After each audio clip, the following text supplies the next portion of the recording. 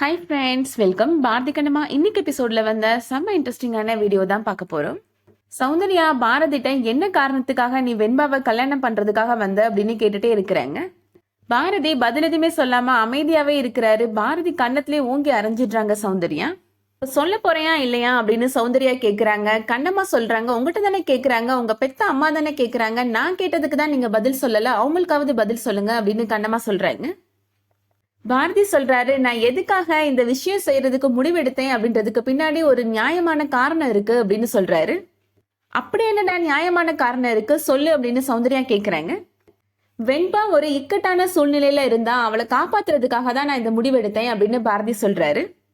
அப்படி என்னதான் பிரச்சனை அவளுக்கு அப்படின்னு வேணு கேக்குறாரு. அப்படியே பிரச்சனையா இருந்தாலும் அது அவங்க அம்மாவோ இல்ல அவளுக்கு பார்த்து வச்சிருக்கிற மாப்பிள்ளையோ பார்த்துப்பாங்க, உனக்கு என்ன வந்துச்சு அப்படின்னு கேக்குறாரு வேணு.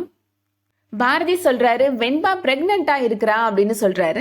அதை கேட்ட உடனே சௌந்தர்யா ரொம்ப ஷாக் ஆயிடுறாங்க. என்ன வெண்பா பிரெக்னண்டா இருக்கிறாளா, அதுக்கு காரணம் நீ தானா, அதனாலதான் அவளை கல்யாணம் பண்றதுக்காக வந்தையா அப்படின்னு கேக்குறாங்க.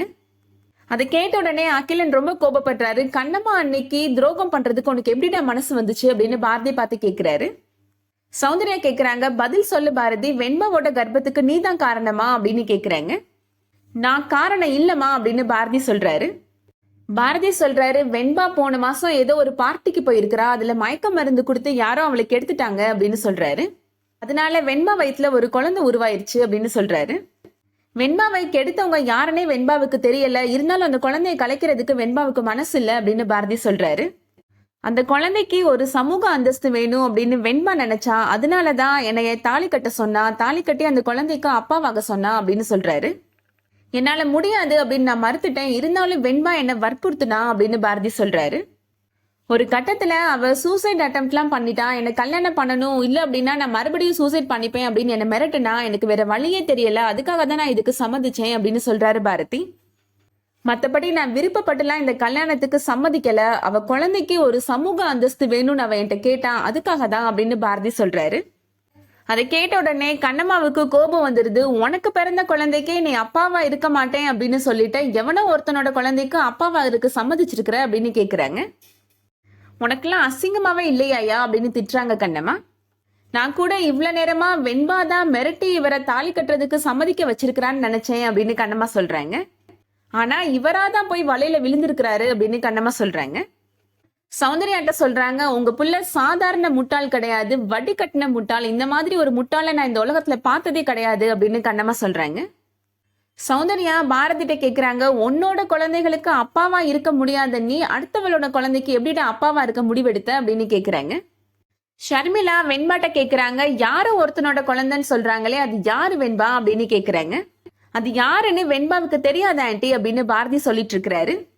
ரோஹித் சொல்றாரு, வெண்பாவுக்கு பிறக்க போற குழந்தைக்கு அப்பா யாருன்னு தெரியாதுன்னு அவ போய் சொல்றா அப்படின்னு சொல்றாரு. அந்த குழந்தையோட அப்பா யாருன்னு எனக்கு தெரியும் அப்படின்னு ரோஹித் சொல்றாரு. அதுக்கு காரணம் நான் தான் அப்படின்னு நடந்த உண்மை எல்லாத்தையுமே சொல்லிடுறாரு ரோஹித். இது எல்லாமே வெண்பாவுக்கும் தெரியும், அதனாலதான் கல்யாணத்தை சீக்கிரம் பண்ணுங்க அப்படின்னு நான் உங்களை சொல்லிட்டே இருந்தேன் அப்படின்னு ரோஹித் சொல்றாரு. அதை கேட்ட உடனே பாரதிக்கு கோபம் வந்துருச்சு. அப்ப எல்லா உண்மையும் தெரிஞ்சுதான் நீ என்னை தேவையில்லாம யூஸ் பண்ணிக்கிட்டேல அப்படின்னு கேக்குறாரு. எதுக்காக இப்படி பண்ணன வெண்பா அப்படின்னு பாரதி கேக்குறாரு. நீ என்னோட பெஸ்ட் ஃப்ரெண்ட், உண்மையில இருக்கிற லவ்னால தான் நான் இப்படி பண்ணினேன் அப்படின்னு வெண்பா சொல்றாங்க. அதை கேட்ட உடனே பாரதிக்கு ரொம்ப கோபம் வந்துருது. வெண்பா கண்ணத்திலே ஓங்கி அரைஞ்சிடுறாரு. என்னை பார்த்தா உனக்கு எப்படி தெரியுது, என்னை பார்த்தா என்ன கோமாளி மாதிரி தெரியுதா இல்ல பைத்தியக்கார மாதிரி தெரியுதா அப்படின்னு பாரதி கேக்குறாரு.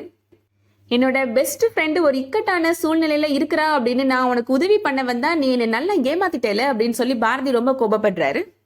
சௌந்தர்யா இப்போ பாரதிட்ட சொல்றாங்க, இப்போ எல்லா தப்பும் வெண்பா மேலன்ற மாதிரி நீ பேச்ச மாத்திரையே பாரதி அப்படின்னு கேக்குறாங்க.